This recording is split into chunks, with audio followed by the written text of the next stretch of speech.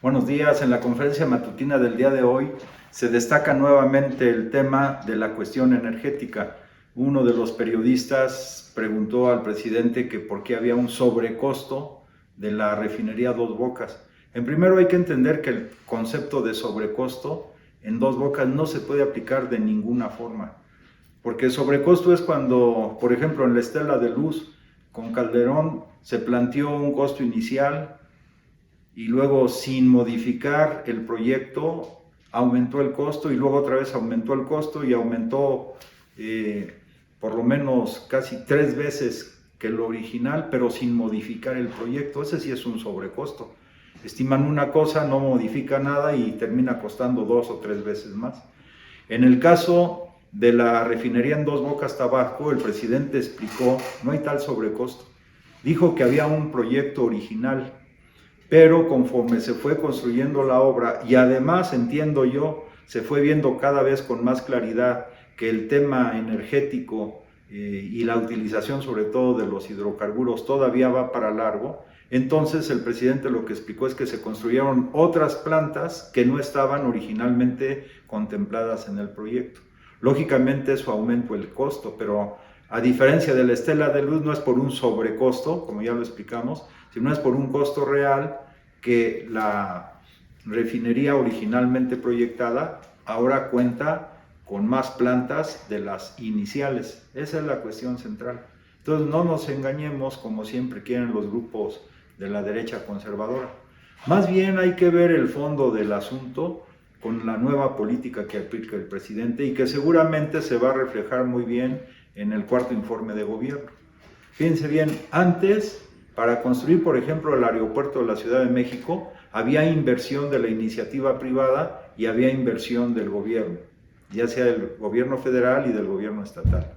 Y ya sabemos que seguramente algunas de estas inversiones estaban bajo el esquema de APP, Asociación Pública Privada, y que las asociaciones públicas privadas a lo que llevaban, por ejemplo en el caso de los reclusorios, es a que el Estado o el gobierno mexicano o estatal pone dinero, la iniciativa privada pone dinero, se construye la obra con dinero también público, pero al final se da en concesión por 25 o 30 años o más a la iniciativa privada que construyó o que aportó fondos para la construcción de esa, por ejemplo, el caso de los reclusorios, que es el más sonado. Al final,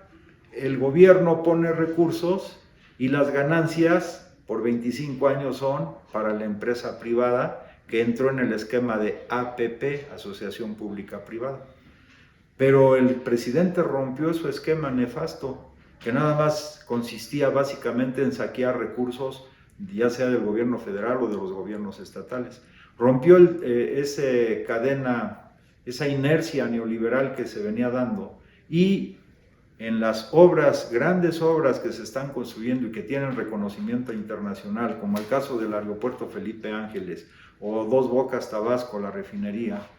lo que ha pasado es que son recursos del gobierno mexicano sin pedir deuda además, o sea, sin pedir financiamiento, entre comillas, que generalmente en el periodo neoliberal significaba encadernarnos más a los organismos financieros económicos internacionales, y el gobierno mexicano, encabezado por el presidente de la República, está dando ejemplo a nivel mundial de que se pueden hacer obras extraordinarias con recursos públicos para beneficio del pueblo, que es el que aporta esos recursos públicos, y sin dar preferencias especiales o canonjías especiales o ganancias especiales a la iniciativa privada, y además sin dar ganancias especiales y privilegiadas a los organismos financieros internacionales. Entonces el presidente ha roto un esquema de saqueo directo e indirecto a nuestro país. Estas grandes obras son recursos del presupuesto nacional, no adquirimos deuda y el beneficiario directo con costos menores de los servicios que prestarán estas grandes construcciones es nuestro pueblo. Esa es la diferencia y es lo que pues se enojan mucho los de la derecha conservadora, porque antes ellos utilizaban los recursos del presupuesto público para ir enriqueciéndose y ensanchar sus bolsillos.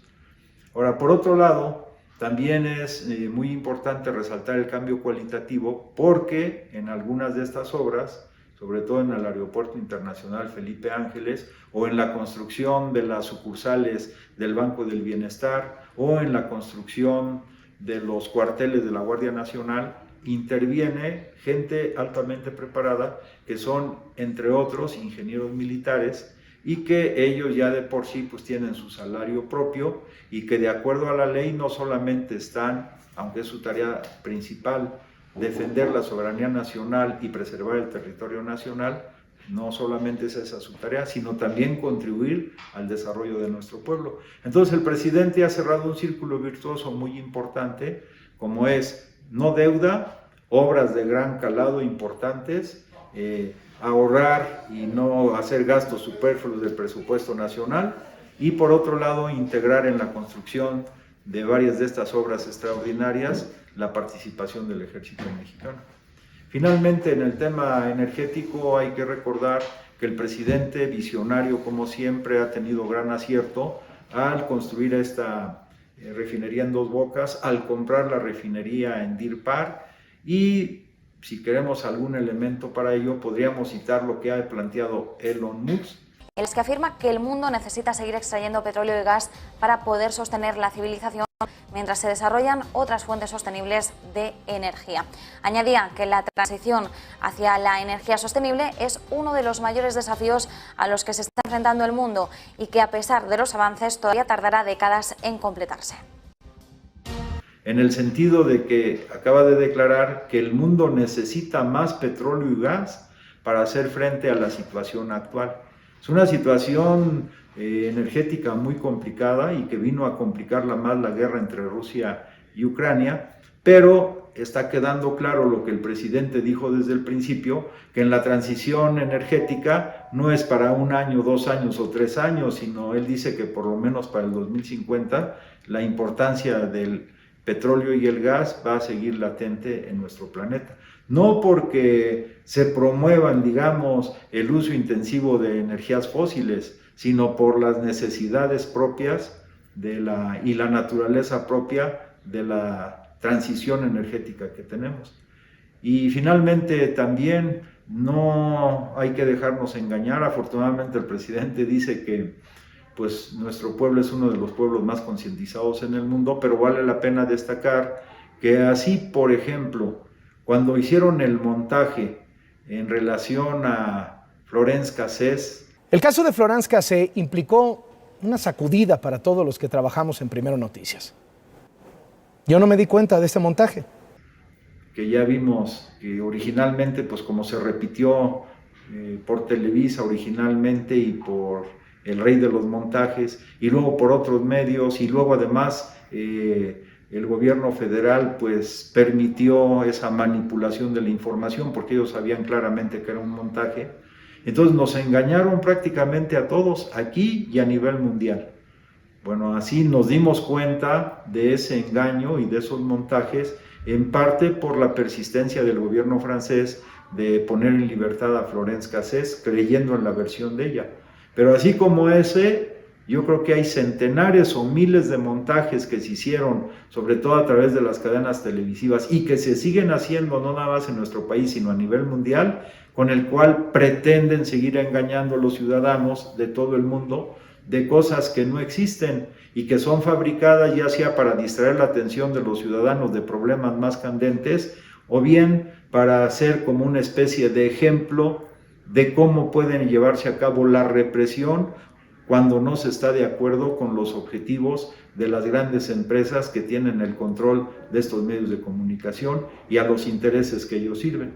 Bueno, pues yo les deseo que pasen un buen día y que estemos muy atentos al seguramente extraordinario cuarto informe del presidente el 1 de septiembre. Que tengan muy buen día. Gracias.